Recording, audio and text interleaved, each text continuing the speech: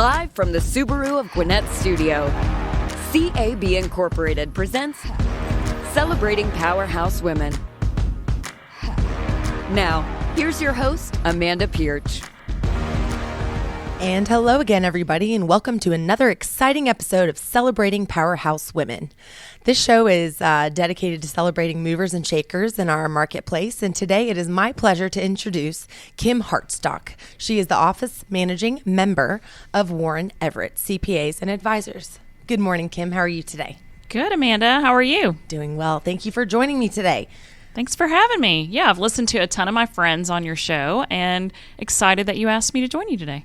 Well, ironically, someone put the bug in my ear about you about a year ago, but then we had the pandemic, and like we were talking about before the show, we kind of had to pivot. So I'm glad that we are here in the flesh now in a different day, and we can have this experience together. I'm excited to be here.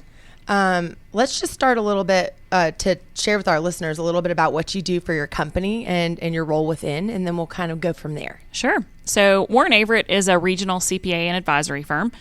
We do the traditional audit, accounting, tax services that you would think of, but I really emphasize the word advisory because that is really where we help our clients. And so we have a team of over 800 professionals that are located throughout the Southeast, and I am the managing partner of the Atlanta office, and so my role responsibility is to market and promote and develop the Atlanta market and just make sure that in our market people know who we are and they know what we do, and I'm able to connect our professionals and our experts to the people that they can add value to. Add value.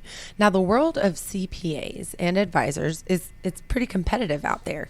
Yes, it absolutely is. I go to a lot of networking events, and there's probably a dozen CPAs in the room at each one. Sure. So obviously, you have a vibrant personality and you are present in the marketplace. What would you say sets Warren, am I saying it right? Averett, yep. Excuse me, apart from any other advisors that might be in the same room with someone that you seek to do business with? Yeah, I think there's a couple of things.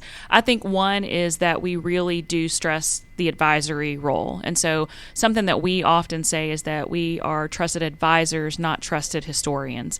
And so a historian is someone who, after the fact, reports to you, right? Mm-hmm. So after the end of the year, they give you your financial reports. After the end of the year, they give you your tax return. From our perspective, there are a lot of people that can do that. Mm-hmm. Where we add value is forward-looking, forward-thinking. We're constantly staying ahead of legislation, changes in the standards, and being able to tell our clients what's coming so that they can make decisions before it's impacting them, and they're fully equipped with the knowledge that they need. I think the second thing is that we really do specialize. And so in our firm, we don't have 800 generalists. We have specialists. And so if you are someone that works in the construction and real estate market, that is what you do. That is your market. You understand what's happening in the marketplace. You understand the players. You're able to come to the table with your client and have knowledgeable conversations about their industry. Mm-hmm. Same thing if it's nonprofit or technology or whatever that is. It is very much a specialist that you are working with. And I think that adds value to our clients because our clients are not having to tell us what's happening in their market. We know because our team is in that market. Right. And that's where they spend their time getting education. That's where they volunteer. Those are the associations they belong to, the boards that they're on, and so on and so forth. So I think that really by specializing, that's where we really can separate ourselves from our competitors. Well, you nailed it, and I wrote it down here. It sounds like you guys are proactive versus reactive, and you're specialists versus generalists. That is exactly it. Thank you for breaking that down, and I can tell, again, based on your enthusiasm, how dedicated you are to ensuring that it is a perfect fit for not only the vertical, but for the client and for the advisor themselves. Yeah, I mean, our mission is that we want to help our employees and our clients thrive by accomplishing what's important to them.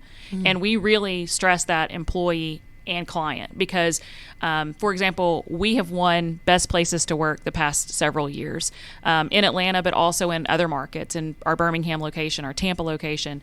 And, we're able to provide A-plus service to our clients because we have A-plus talent, and we work very hard to attract that talent and retain that talent. And people do a really good job when they enjoy what they do, right? I mean, if they don't love coming to work, then they're probably not going to be that much fun to work with, whether it's your teammate or a client. And so we really do stress the importance of making sure that our teammates feel valued as well as our clients. And now we won't spend too much time on it, but you mentioned before the show that you're also responsible for recruiting. That's right. So you have a hand in selecting the advisors that will fall into that cadence that you just mentioned. That's right. What are some things that you look for as far as qualifications, or what makes a candidate stand out to you? Yeah, I think, some things for me specifically, I always am attracted to a student that has overcome some obstacles, right? Because that's life. Life isn't that you show up for work and it goes exactly as you planned and you calendar everything out and that's not the way life works, right? And so if someone has already experienced something in their life to overcome, then they kind of already know that is the way life is, and you just kind of have to roll with the punches, right? And I also like to see people that work during school, because again, life isn't just one thing that you have on your plate, right? So when you come to work, then you have other responsibilities. You have friends that you want to maintain relationships with. You want associations that you want to be involved in. The Gwinnett Young Professionals, right? I mean, there are different things, and then you get married, and then maybe you have children, and all of those things happen in your life along with working. And so if you're a student and you've excelled at being a student, but that maybe is all that's been on your plate, it may be really difficult for you to suddenly start to juggle a lot of different things, because that's life. And so those are things that I sometimes look for. Clearly, we do need that technical knowledge, so we do look at making sure you have that degree and you've done well in your studies and things like that, because in our profession, that is what people hire us to do, is to be knowledgeable and have that technical expertise. Yeah. Well, you mentioned overcoming obstacles, and that's something that you look for. And I would agree 100% that integration of being able to work and be so tenacious to take on other things in addition to your studies is an admirable trait. You're a graduate of Georgia Southern University. That's right. Go Eagles. Go Eagles. You have your bachelor's in business administration and your mastery of accounting. That's right. So let's take it back. Let's hop in the DeLorean, Kim, and let's talk about when you were in college yourself and some of the juggling that you did as a student, kind of ascending into your career and motherhood and marriage as well. Yeah. So I definitely worked all throughout college. I worked, there is a department store called Belk, and so in some locations they still are around. And in the South they say Belks. That's right. With an S. That's right. But Belk, so I ended up getting a job in their back office, and so I had a few responsibilities, and it's interesting because they really worked well for me getting an accounting degree, because they actually gave me some sort of experience with what I was studying, but at the time I didn't necessarily seek that out.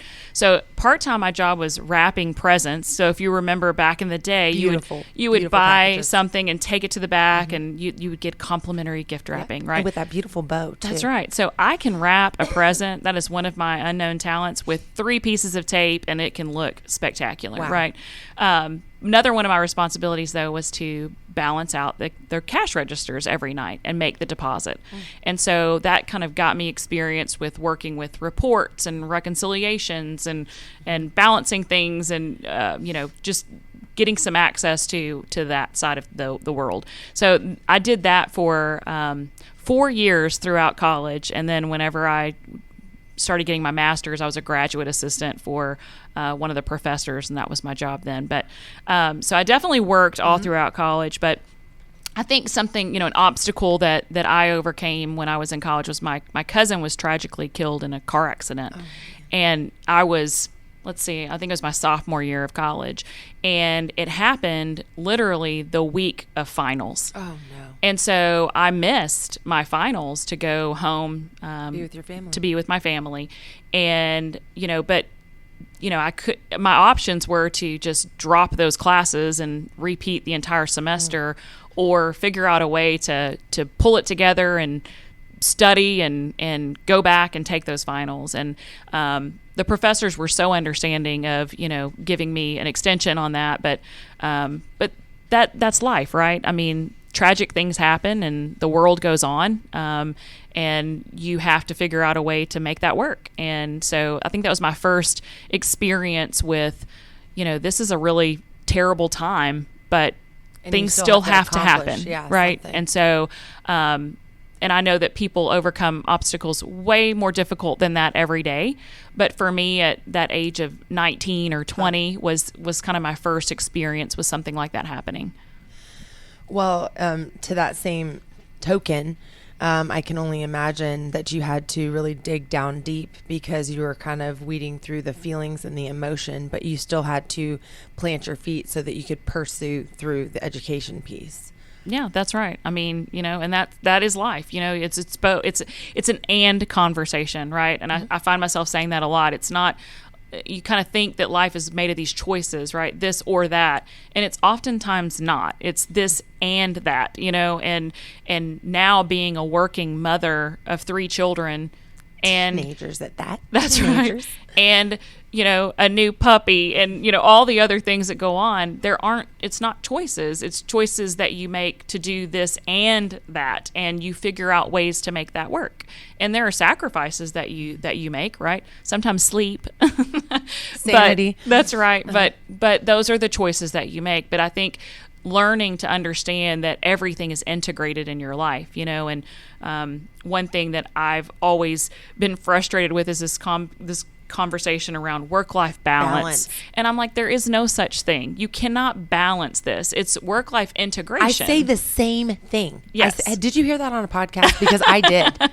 Well, the first person I heard say that was Becky Blaylock wrote a book. She's here in Atlanta, and she wrote a book, and she talks about juggling.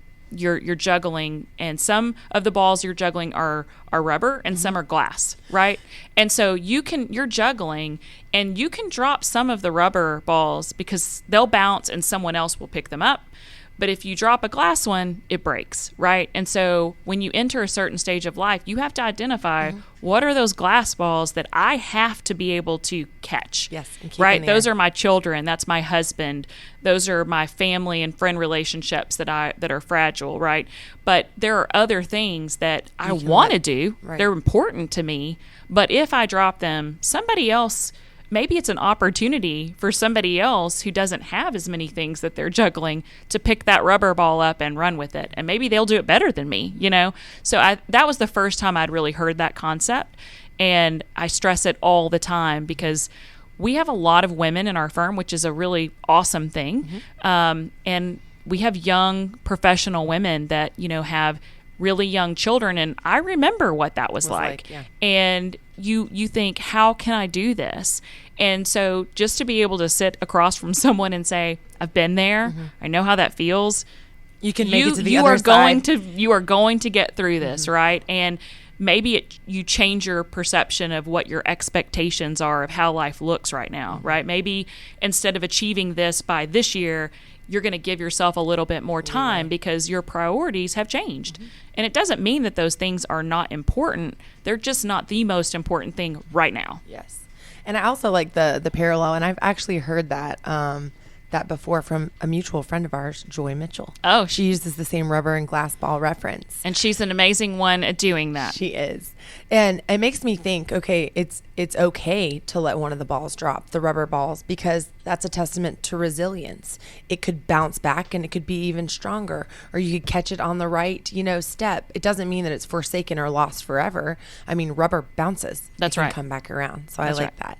that. And I do like the expression as well, the balance. You think of, what is the thing that the attorneys, the triple beam balance or whatever Right. that scale is, one is losing while the other is winning and vice versa. And the integration is the key word. Yeah, you don't want to lose your family while you're succeeding in your career business, or vice versa. So, the integration. I That's like right. your motto.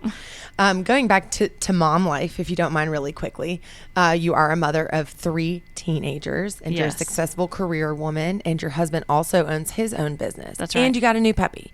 So tell me what a day looks like in Kim's house from the time that you wake up? Oh, gosh. What is the first thing that you do in the morning? Whether it be... Well, now it's take the puppy out. So,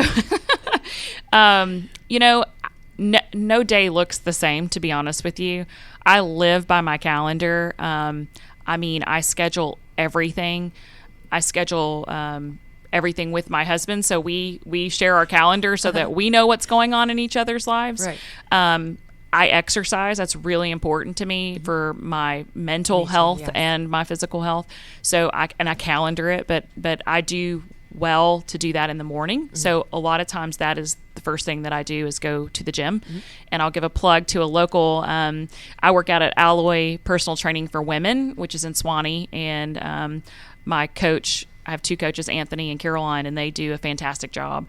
Many of our mutual friends work out there as well. And so that is very important to me to do in the morning. And then, come home and get on emails and phone calls and meetings, and the day starts. And then it's, coordinating in what the kids have going on and balancing out, events that I have going on in the evenings versus the kids' activities, making sure my husband's aware of those things that we have as a family. And so really looking at the week ahead and making sure that I know what is on the schedule is really important. So organization. Yes. Planning in advance. I also live by my calendar. What kind of dog did you just get? So we just got a Bernie Doodle. Her name is Hazel. What's the Bernie part? So her mother is a Bernese Mountain Dog and her dad is a poodle. And is that like the Beethoven-looking dogs, kind of? No, that's a Saint Bernard. Oh, okay. Yeah. So we also have a golden doodle, Henry. So Henry and Hazel. Aww. And Henry is 6, and Hazel is 11 weeks old. Are they getting along well? Henry is completely ignoring her. Oh, okay. He's not quite accepted her into the household order. yet. Yeah, he's That's like, right. I'm not an only dog anymore. Everyone is adjusting to mom's attention being shifted to now the dog, to another person. The new baby, of that's course. Right. That's right. Well, I'll have to see some pictures after for the sure. show. Kind of going back along with entrepreneurship and success of household and family, I'd love for you to share a little bit about what your husband, Stephen, right? Yes. Stephen does. I know that he is a local fan, or people are fans of his barbecue, and I'll let you take it from here and share a little bit about that. Sure. So, yes, he is a local celebrity. He's made a name for himself for sure. So he actually had a very successful career in home building for many years. And then he just had this passion for barbecue and was doing it on nights and weekends and just doing kind of backyard barbecue competitions, and developed his own line of seasonings. And he gave those out at our wedding. And he called it Sock's Love Rub, Sock from our name, Hartsock, and love for the wedding. And then it was a rub. And so it was just in this little tin can. It was his own seasoning. He made 50 of them, gave them out to guests. After the wedding, people called and they were like, we love this. Can we buy it? Where can we get it? And so he created a little company and started selling it in local hardware stores and places that they sell grilling, supplies. And that really led to him promoting those seasonings on social media. Yes. So he was posting pictures of the things he was cooking, and people started asking, do you cater? Wow. And some friends of ours who were local restaurateurs said, do it. Yeah. Just say yes. And so the first thing he catered was a friend of ours rehearsal dinner for 100 people. And we're sitting over in the corner, with bated breath. Are they going to like this, or are they going to go back? And they loved it. So that led to him doing catering kind of on weekends and holidays. And then he came to me and said, I think I really want to do this. And how do I go about this? And I said, well, you're going to have to quit your job because you can't do both. Right. Yeah. And so he quit his job in 2016. And we opened a little place that was just for catering, just a kitchen to cater out of. And then 2 years later, he opened that for lunch. And now we've been open for 3 years as a restaurant. And last year, he was voted best barbecue in Atlanta, according to the AJC. Wow. So he is just, it's really amazing to see someone discover their passion and be very good at it. And bring it to life. That's right. And just be able to cheer him on along the way. And now our daughter works there. Maybe they're listening right now. Give Caroline a shout out. The location so people can go visit. Yeah, so it's on Highway 20 in Cumming. So if you're familiar with that area, Northside Forsyth Hospital is right around the corner, and he's about half a mile from 400. Okay. Socks Love Barbecue. Socks Love Barbecue. And the name stuck too. That's so right. cute. I and love it's that. funny because he tried to change it for a period of time when he was just catering, and people kept saying, but aren't you the Socks Love people? And so he said, you know what? This is who we are. We're going to stick with it. We still have some people that come by like, where did that come from? And then when you tell the story, they're like, yeah, that makes sense. So, and it's a great conversation piece. That's right. Yeah. And it's unusual. It's unique. It's something that, is unique to him. And definitely you would remember it. Yeah.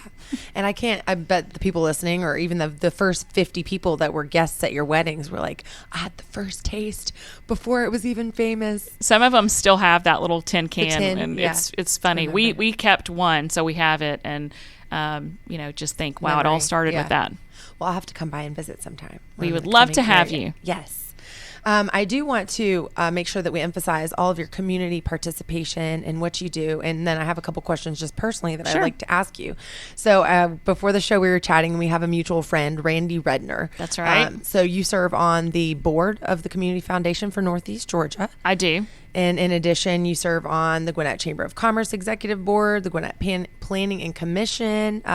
Pick maybe a couple and just unpack a little bit about your community involvement. Yeah, I think, for me, so I was born and raised in a house of public servants. And so my dad was a police officer my entire childhood. My mom worked in the school system. They both were big volunteers with our church. And so that was important to me growing up. I always knew that it was important to be involved in your community, right? That your community is only as good as the people that are investing in it and participating. And so I've been in Gwinnett County for 18 years, but my career had really been focused on Metro Atlanta. And a few years ago, someone gave me some really important advice and said, this is your home. Like, you really need to get more invested. You need to spend some more time here. And at the time, I was able to meet with Commissioner Brooks. So Jace Brooks is the former District 1 Board of Commissioner. And he really encouraged me to kind of dive in and came to me and said, I have this great opportunity to serve on the Planning Commission. And I said, great, what's the Planning Commission? What is the Planning Commission? And so, the Planning Commission is charged with handling all rezoning applications for unincorporated Gwinnett County. Wow. So if someone wants to develop, a commercial piece of property that maybe was previously zoned as a residential piece of property, they have to come before our board, go through an application process, go through a public hearing, and we make voted. That's right. Yeah. We vote and make a recommendation to the Board of Commissioners, who then makes a decision on it. And at the time, I thought, well, I don't really have any business with this. I don't have a background in this, but what he saw was I'm an accredited facilitator, and he felt like that was a need that could be served well. You have oftentimes a highly controversial case that, a property owner has the right to sell their house or their property. A developer has the right to develop that property as a business, but the community has a vested interest, right? If your biggest asset is your investment in your home, then you care what's being developed across the street or behind you.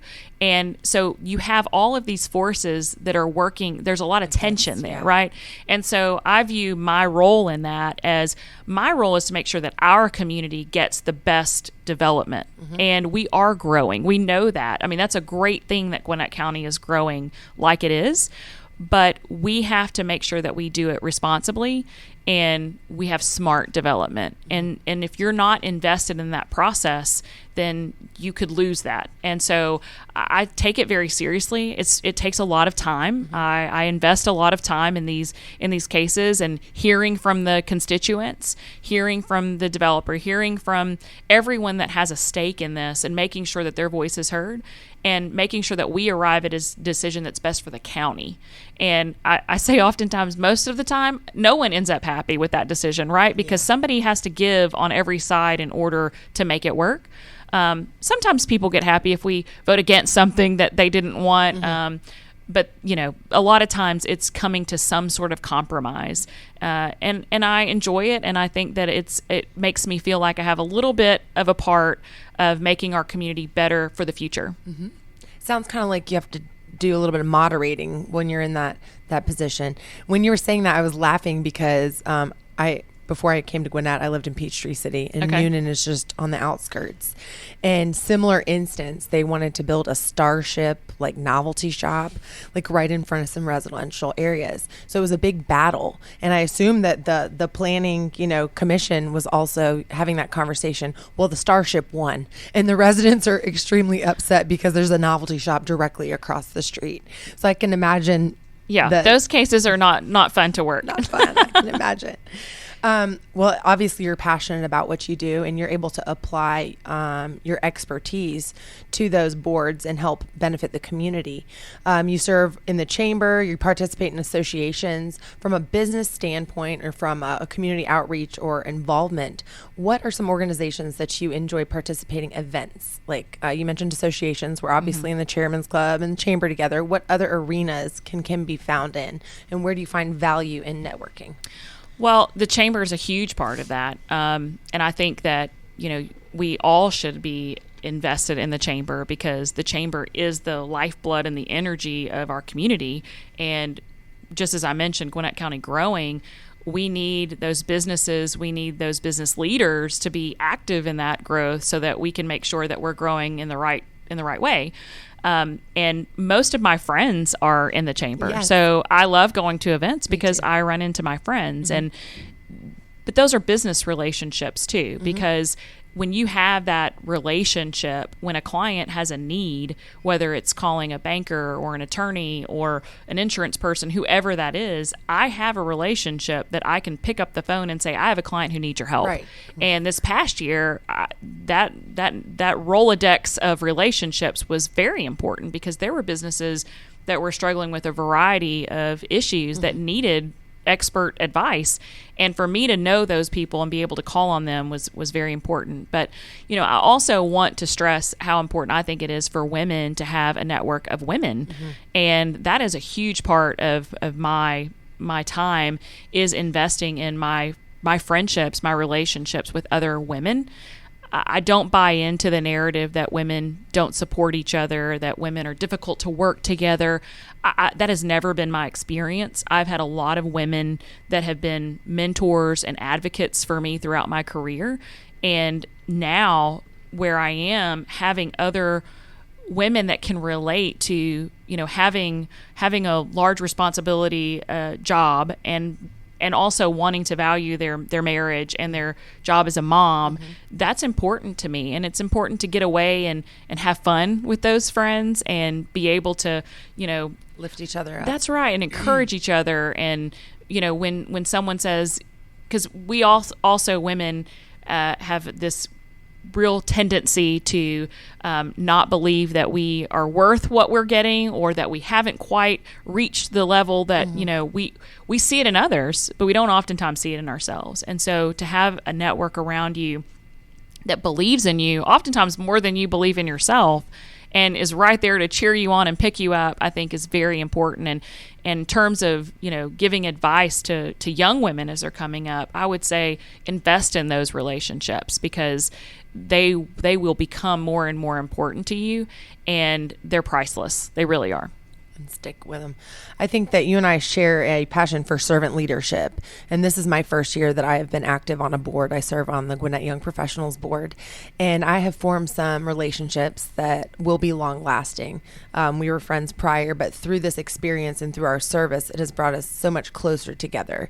And same, like you said, great to pick up the phone, give a referral, and just have, your core people, that sense of community or that sense of belonging.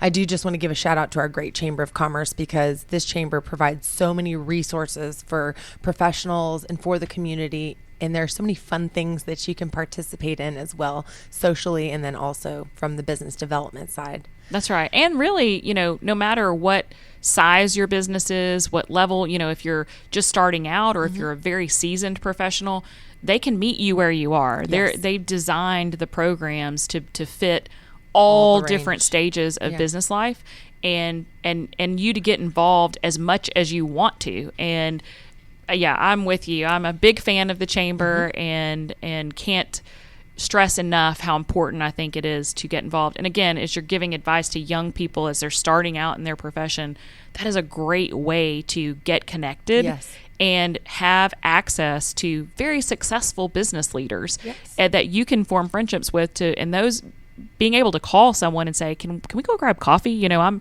at this place in my career that I really need some advice, and I can't imagine anyone saying no to that. Yeah. If they said no, you come find Kim. She'll help you out. So kind of in the same spirit of servant leadership, what are some things that you enjoy off the clock with your family that aren't necessarily attached to your service on the boards or committees? Yeah. So, you know, I do have 3 children and they have activities. So a lot of times you can find me at a lacrosse game or a hockey game because my boys play and that's very important to them. And it's important to me to cheer them on and make sure that they're getting the support that they need. Yes. So you can find me there or carpooling to those events. So I often have 4 or 5 boys going to one of those places. But what I love to do, you know, I love water. So the lake, the beach, that is really where I can just take a few days to just, you know, turn everything off and rest and relax, because I don't do that a lot. So to be able to schedule that in is important. For our family, Memorial Day weekend is a annual thing that we go away and we go to the lake to be able to just have fun together and hang out. And we go to the beach every summer, again, for that same reason, to just unplug. But that's really kind of my place. To sit in front of water gives me calm and peace. And this mind doesn't turn off very much. And so to have places that I can do that is really important. My husband and I also, our hobby is eating. I like to eat so too. we love to go to try new places. Yes. And, you know, if it's a unique dining experience, then that's right up our alley. So, it's really, I'll give a shout out to a local restaurant. Falling Rabbit is in downtown Duluth. And I would say it is, you know, comparable to any of the fine dining experiences that you can find in downtown Atlanta. They're just putting out really unique dishes that are, you know, seasonal food, seasonal vegetables, very well prepared, beautiful atmosphere. The location is beautiful. But we love to do that. I mean, I think partly just supporting an entrepreneur and understanding how difficult it is to open a restaurant and have it become successful and keep it there. Especially coming out of the pandemic. Yes. And, you know, we went this past week to Bacchanalia, which has been the #1 rated restaurant in Atlanta for like 20 years. I mean, to have that kind of success and that longevity is unheard of. Yeah. But, you know, people's passion and creativity coming out in the form of food is just something that's very inspiring. I always say my husband and I were destined to be there because he loves to cook and I love to eat. So it's a match made in heaven. Is the Falling Rabbit over there kind of like in the main street? Yeah, it's right on the square. I think I've seen that on social media. I'll have to stop by. I've heard great things about that. And it's a husband and wife that opened it. And so we've been there several times, and we love to support restaurants like that. Yes, I like supporting local as well. Well, Kim, I don't know if any of our listeners out there know this about you, but Kim hosts her own or co-hosts a podcast actually called The Wrap. I do. And I just learned that today. That's why you're so well-spoken and such a natural on the mic. I do want you to give a little bit of a shout out to what you do. Explain to our listeners the format of the show, what you look to provide, and where they can find the podcast. So I co-host The Wrap with my one of my fellow partners, Paul Perry, and our goal is to give business leaders information that is current, relevant, but that is in a timely, quick fashion. So our shows are 15 to 20 minutes long. They're meant to just get right to the point and let them get on with their day. And we really try to stay on topic with what is currently happening in the environment. For example, I shared with you last year was full of the legislation that was coming out. You know, it was like drinking from a hose. You know, like it was like every day you'd open the news and something else had changed. And so as a business business leader to keep up with that and make decisions that were very impactful. These were being able to save on taxes, being able to get some help if you had to close your business. Help if you had employees that were sick or had family members that were sick, things like that. And we really tried to get that information out as fast as we could. And so, you can go listen to previous episodes anywhere that you can hear a podcast. You can find us. You can also go to our website, warrenaverett.com, and you can find the wrap link there as well. I do have to ask, just as a fellow podcaster, out of curiosity, how did you guys come up with the name? So, the wrap, it's really based, our logo, the W kind of goes along with our W logo for Warren Averett, but we have a wrap newsletter and we have a wrap podcast, and really it's just to wrap up the week or the month, whatever that information is that we wanted to get out, to be able to give you one quick summary page that you could see all the current information, either on the newsletter or through our podcast. I like the wrap, but it actually has a twofold meaning because we just learned about your previous experience with Belk. So you wrap it up. Yeah. It's a wrap. And we always end each podcast with wrap it up in 60 seconds or less with what do you want a listener to take away from this episode. I like that. That's nice. And I really appreciate abbreviated podcasts as I sit here and I go for 45 minutes plus because we're deep diving.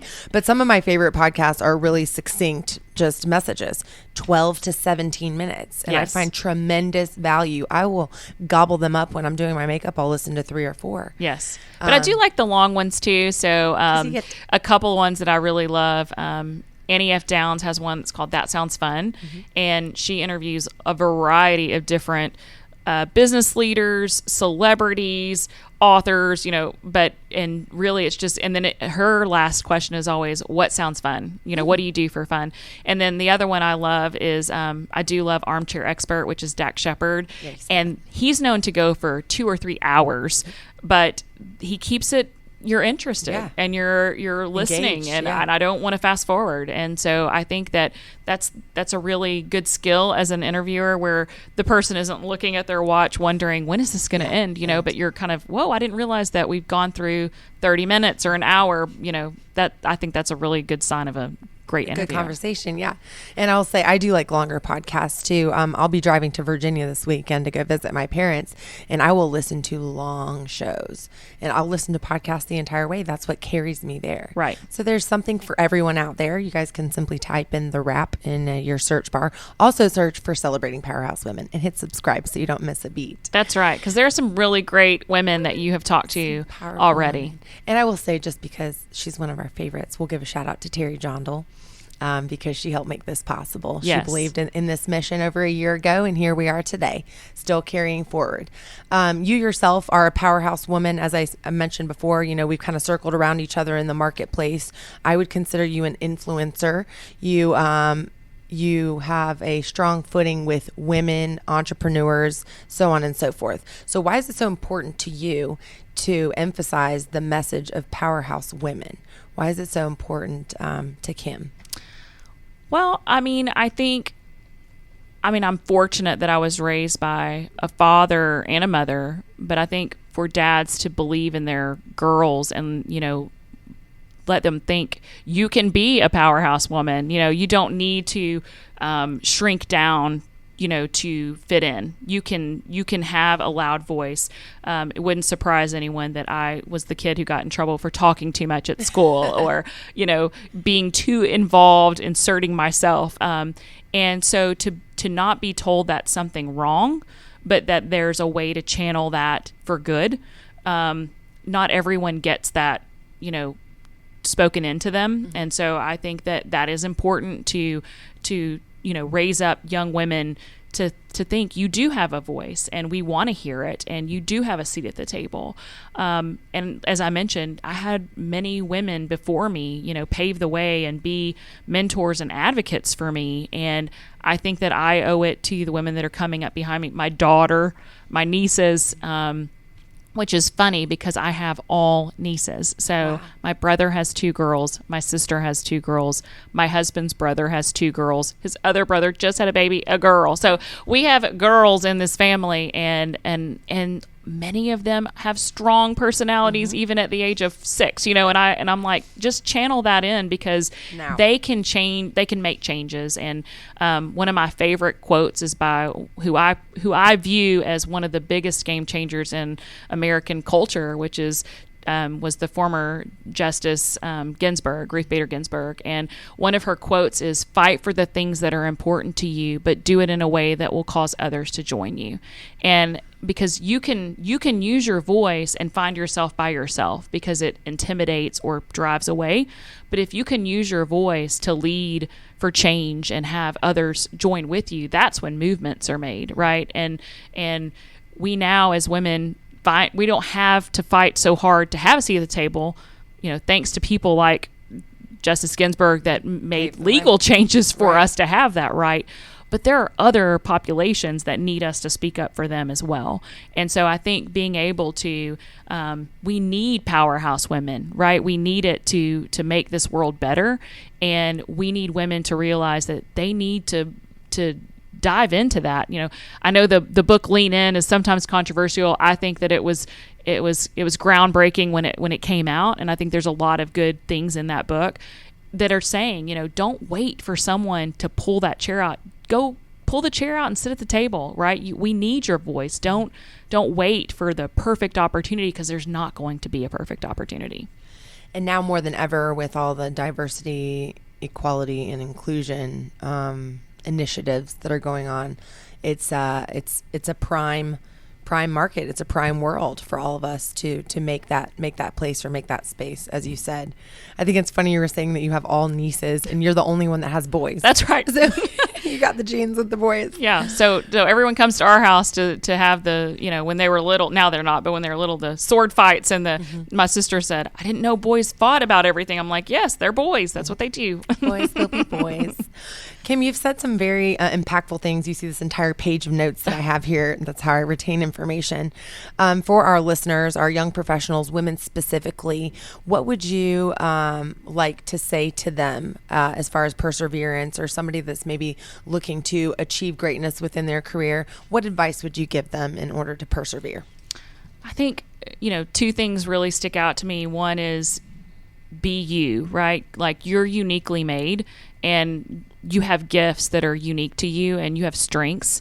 So, yes, we all want to continue to get better. We all want to be the best version of ourselves, but don't focus on all the things that you're not great at.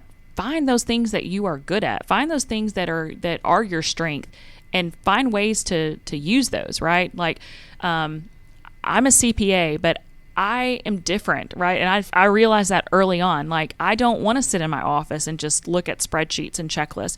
There are many CPAs that do want to do that and excel at that.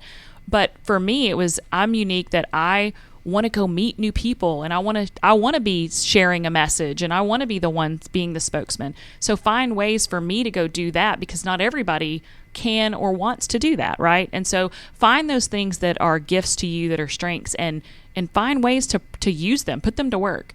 The other thing I would say is say yes. I mean, I said yes to things well before I should have or was prepared to do them. One thing I think about is I got the opportunity to join the board of Susan G. Komen of Atlanta. I was the youngest person on the board. I was pregnant with my first child.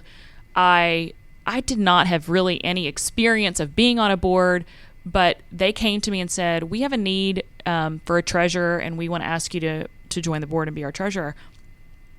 I said yes. Could I have used a little more experience? Could I have waited until I wasn't about to become a new mom?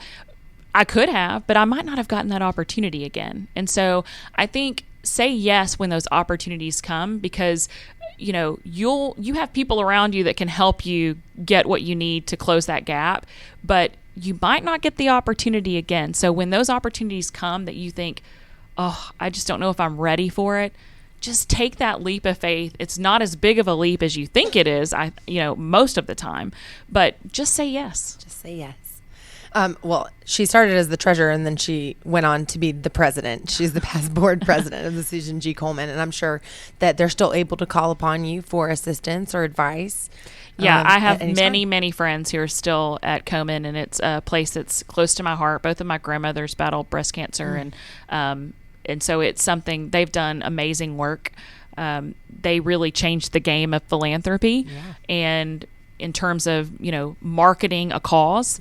And they've done incredible work of advancing the ability for women to be diagnosed and survive breast cancer. So they'll always be an important organization to me. Yeah. When you were just saying, don't be scared to fail and, just take the first step, I'm reminded of a quote that actually was on the chalkboard at Good Word Brewing. It says, you don't have to see the whole staircase. You just have to see the first step to take the leap. And I think about that all the time because often I want to see the path clearly. I can see the first step very well, but I can't see the whole thing. And that's where, like you said, just say yes. You have to just take that leap. And the thing is that's the joy of life, is that you don't know, right? If you look back and thought 5 years ago, would I have thought my life would look like this? Probably not. And would you have missed out on some amazing things trying to plan for everything instead of just taking the first step and then receiving what comes after that? Right. Amazing. Well, I would like to just offer you the opportunity to share anything, a lasting thought or message with our listeners before we wrap up. Kim, I very much enjoyed our conversation, and I think I could talk to you for probably 3 hours. So we can do it again another time. We just don't. Yes. We don't have to meet over a microphone. We can do it over coffee. That's right. Yes. I don't know that I have any long-lasting words of wisdom other than just to encourage young professionals to reach out and ask someone to go to coffee. And just get to know someone and ask them what their path was, and do that many times, because you might be able to learn from 10 different people that maybe help you make the one decision that you need to make.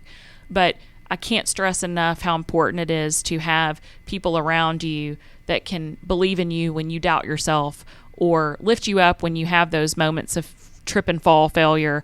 And those relationships will be impactful from a business perspective and personal. So, invest in those relationships, ask for help, and don't minimize those. Kim, if someone wanted to get in touch with you and learn more about your services, your CPA services, or just connect with you personally, maybe on LinkedIn, do you want to give them how they can find you? Yeah, sure. So our website, warrenaverett.com, is a great way to see about our firm and connect with me and other professionals. I'll give my email, which is kim.hartsock@warrenaverett.com, and that's HARTSOCK.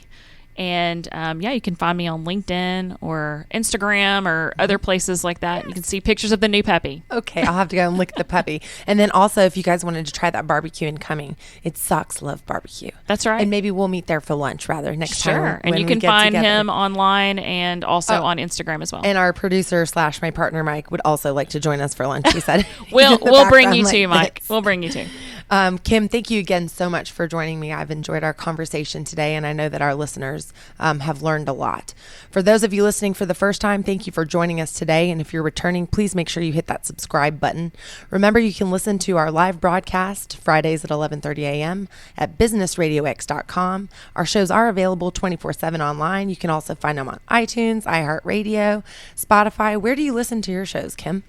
I listen mostly to Apple Podcast, and then also on Spotify. Yeah. Thank you, Apple, for including that icon on all of our phones so that we can just directly listen.